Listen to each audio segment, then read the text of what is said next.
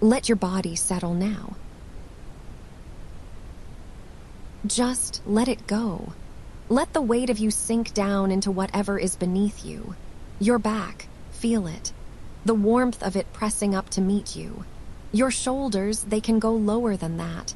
You don't need to hold them like that anymore. Your hands, where are they resting? Just notice. The warmth of them, the small heaviness. And your jaw, you might be holding it tight. You don't need to. Let it soften now. Your face doesn't need to do anything tonight. Your feet, the weight of the blanket around them, just that warmth.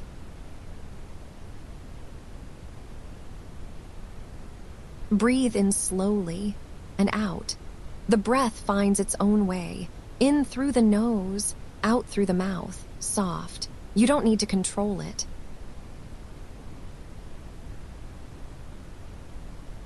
And again, in and out.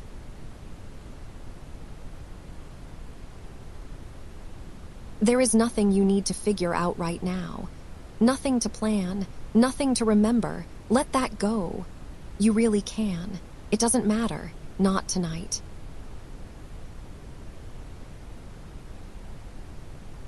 And as you breathe, the room around you begins to change, very slowly, like heat rising from warm stone. The sounds you know grow softer and softer, and something else arrives.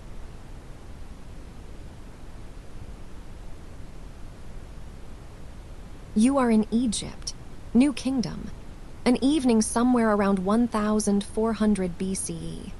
The sun has just slipped below the western cliffs, and the desert air, which has been burning all day, is beginning, at last, to release its heat. The sand is still warm underfoot, but the sky above has turned from white fire to the deepest, quietest blue. You are already half here.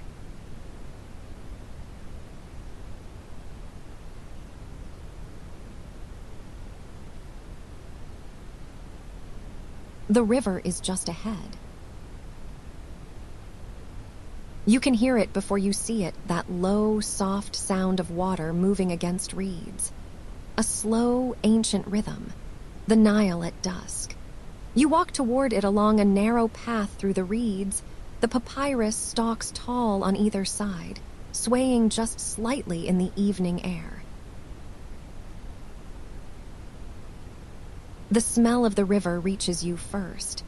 Green and cool and slightly muddy, the smell of life in the desert. This is what everything grows from here. Date palms, wheat, the lotus flowers floating wide open on the water's surface. You stop at the bank.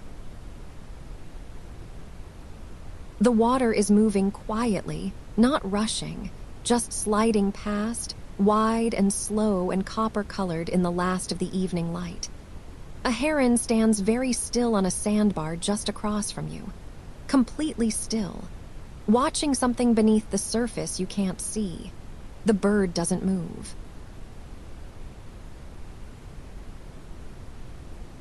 Somewhere further down the bank, someone is pulling in a fishing net. You can hear the soft splash of it. The low sound of a voice, not words, just a sound. The sound of someone working easily, without hurry, at the end of a long day. A felucca glides past, a small wooden sailing boat, its white sail just catching what little breeze is left. It moves so quietly. Just the sound of water parting around the hull and then closing again.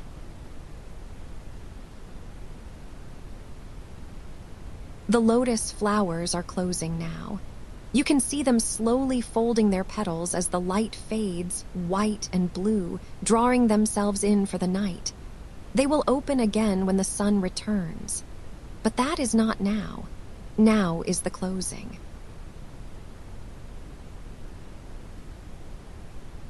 Crickets begin somewhere in the reeds to your left. Just a few at first, and then more. A rising and falling sound, soft and warm, like the evening has found its voice at last.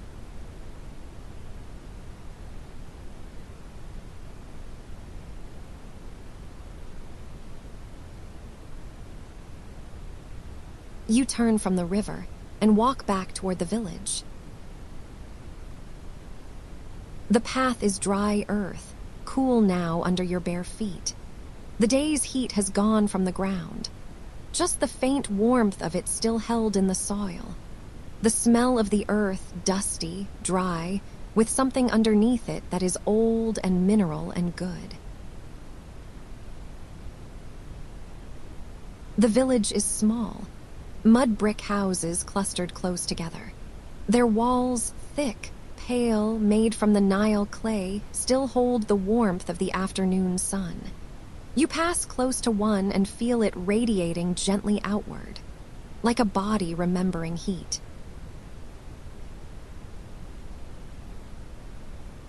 Cooking smells drift from the doorways. Bread baking, emmer wheat, the smell of it warm and slightly nutty, familiar and deep. And onions caramelizing slowly somewhere in a clay pot. And beneath that, something sweeter, dates, maybe, or figs. A cat sits in a doorway ahead. Of course there is a cat. There are always cats here.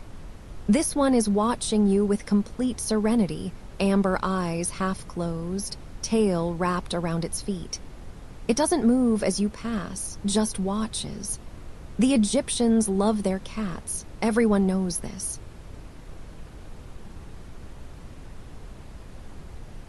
Children are being called inside. You can hear it, soft voices carrying across the warm air. Not urgent, just time to come in now. The sound of small feet on dry earth. A door closing softly. From somewhere above the rooftops, faint, very faint, the sound of chanting from the temple at the edge of the village. Low voices, rhythmic, unhurried. The priests are ending the day, calling the gods to their rest just as the people will soon call themselves. You don't need to understand the words. The sound is enough. Low and slow and old.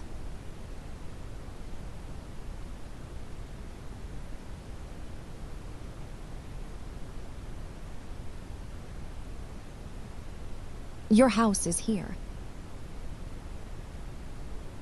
A simple place. 2 rooms, maybe 3. Mud brick walls, a low doorway you step through by bending just slightly. Inside, the air is cooler. The thick walls have kept the day's heat out. That is why they build them this way. The mud brick breathes. The floor is hard-packed earth, swept clean. In the corner, a low wooden stool and a small table of acacia wood. Beside the table, a ceramic jug of water, beaded with moisture on the outside. Cool water from the Nile, filtered through limestone. The walls, some of them are painted. Not frescoes of great gods or royal battles. This is a simple home. Just color, a band of ochre at eye level. Above it, the suggestion of a pattern in white. Someone made this beautiful in a small way, and that is enough.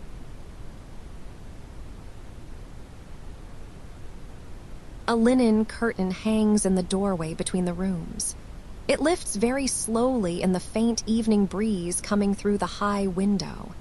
White linen, fine and cool looking. It rises and settles, and rises again. You watch it for a moment.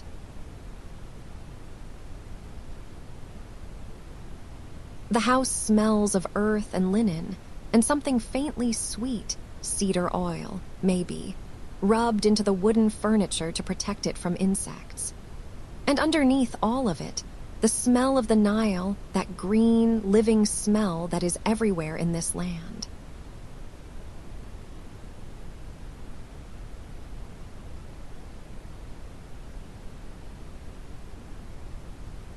You sit down. on the low wooden stool, the acacia wood smooth under your hands. The table before you is simple, everything here is simple, and that is a relief. There is bread. Round, flat loaves made from emmer wheat, still slightly warm from the clay oven outside. Coarse, dense, satisfying. There is a clay cup of beer. Egyptian beer, not bitter like you might expect. Slightly sweet, slightly sour, made from fermented barley and bread. Cloudy and thick and warm. The Egyptians drink it daily. It is food as much as drink. Workers are paid in it. Children are given it. Everyone drinks it.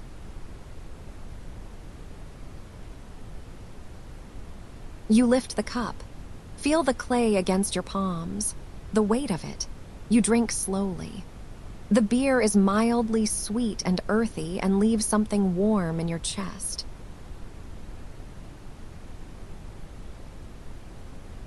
There are dates. Dark, soft, very sweet, sticky on the fingers. You eat one slowly. And then a fig, split open, its flesh pale pink and honey sweet. And a small bunch of onions, roasted until soft, their sharpness turned gentle and caramelized.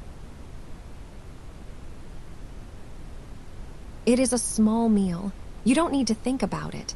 There is enough. There is always enough here by the river. The flood comes each year, and the soil renews itself, and the wheat grows, and the dates hang heavy on the palms. Just enough. Just this.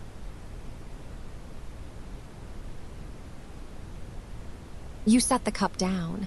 Your hands rest on the table. The evening air moves through the window. The linen curtain lifts and settles.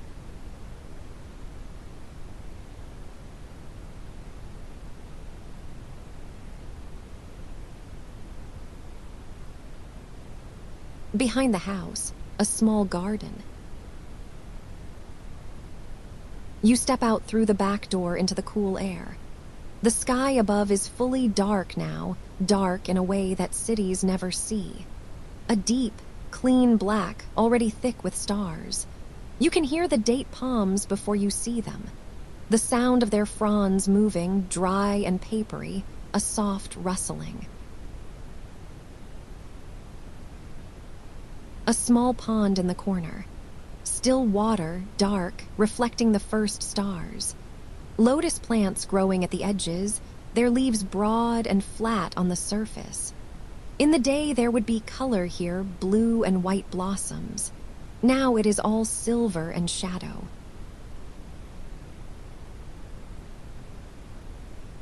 The papyrus reeds along the fence sway very slowly. The frog calls have started, low and rhythmic from somewhere near the pond. Just a few. They call and pause and call again. It sounds like a question being asked to no one in particular.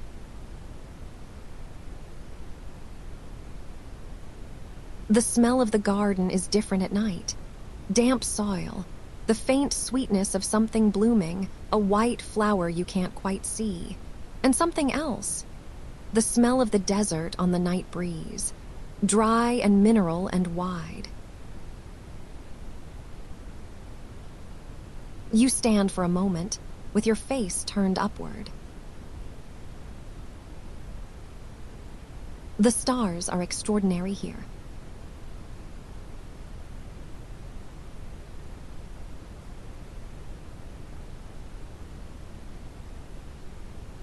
You go back inside. On the small table, a ceramic oil lamp. Shallow, round, filled with sesame oil, a twist of linen for a wick. Someone has lit it for you. The flame is small, just a teardrop of orange light in the dark room. It barely flickers. The air is still enough for that. The oil lamp throws a circle of warm light. Just a circle. Everything beyond it softens into shadow. The painted wall catches the light, the band of ochre glowing warm. The jug of water holds a small orange reflection of the flame.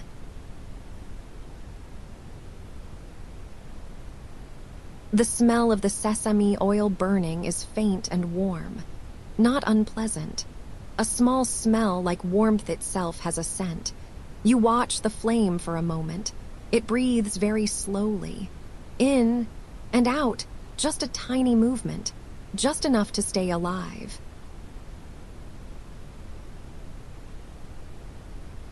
Outside, the temple chanting has stopped. The village has gone quiet. Somewhere across the rooftops, a dog barks once, and then nothing. Just the night sounds, the frogs, the crickets, the very faint sound of the Nile, always there underneath everything.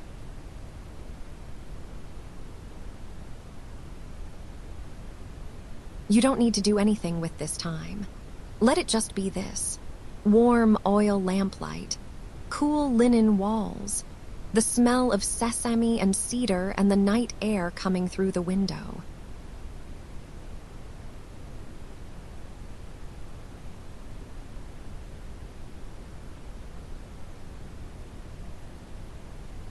You step outside one more time, just to look.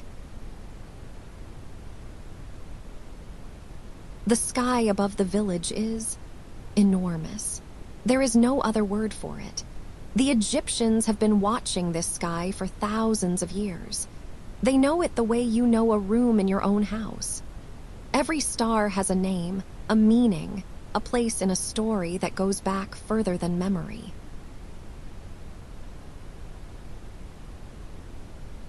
They're rising in the east, Sirius. The Egyptians call her Sopdet. When she rises just before the sun, it means the Nile flood is coming. It means the new year. She is not just a star. She is an announcement, a promise of renewal.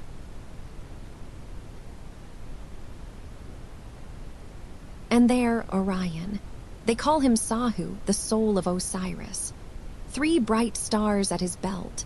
The Milky Way stretching wide across the whole sky. They see it as a river.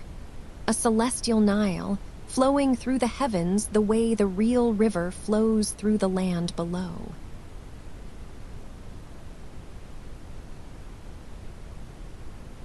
The stars are very still, and very far away, and very indifferent to everything you have been carrying today. They were here before all of this. They will be here long after. And right now they are simply here, above this small village, above the river, above the sleeping fields and the closed lotus flowers and the slow, dark water.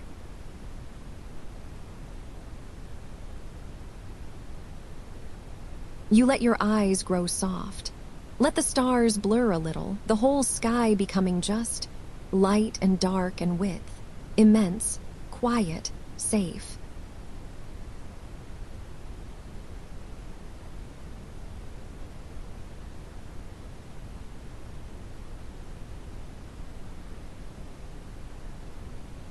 You go inside. The sleeping mat is in the back room. A wooden frame, low to the ground, strung with leather cords that give slightly underweight. Linen laid over it, several layers, fine weave, cool to the touch. Someone has folded back the corner, waiting.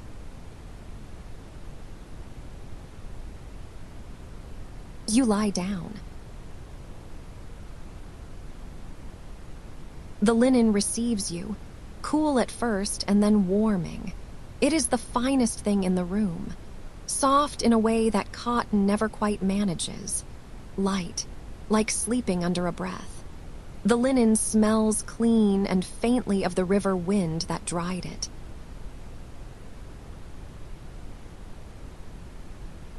The wooden frame holds you just above the ground. The leather cords find the shape of your body. Your back settles. Your shoulders go down. Your hands rest.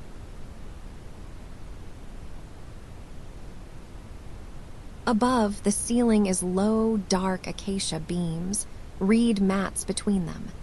In the small light from the oil lamp spilling through the curtain, you can just make out the texture of it. The weave of the reeds, old and dry and close.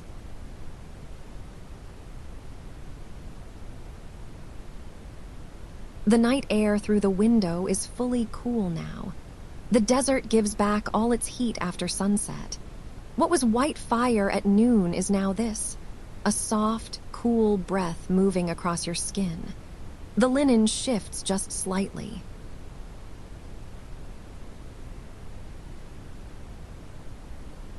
The lamp in the other room. You can see just the edge of its glow under the curtain. Orange, warm, barely moving.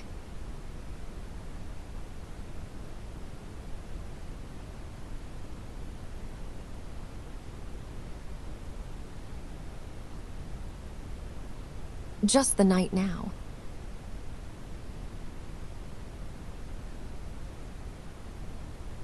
The frogs, very far away.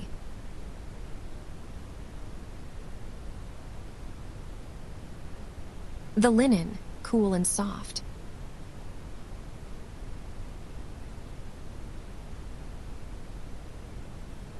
Your breath going in.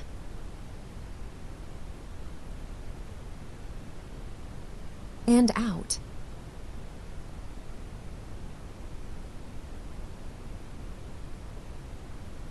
Somewhere above the rooftops, Sirius, still rising.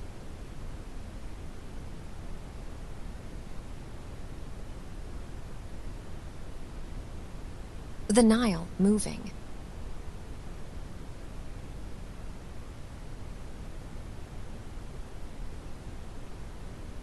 Just warmth now, just linen, just the night.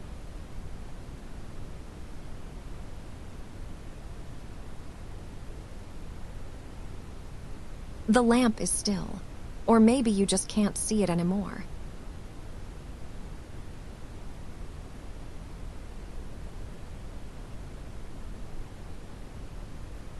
You are already between here, and wherever the night takes you.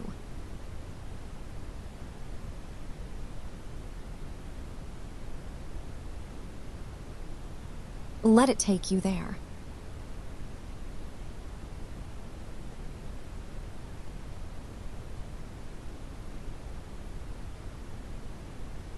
It is safe here. The walls are thick and warm. The river is close. The stars are overhead. Everything is already all right.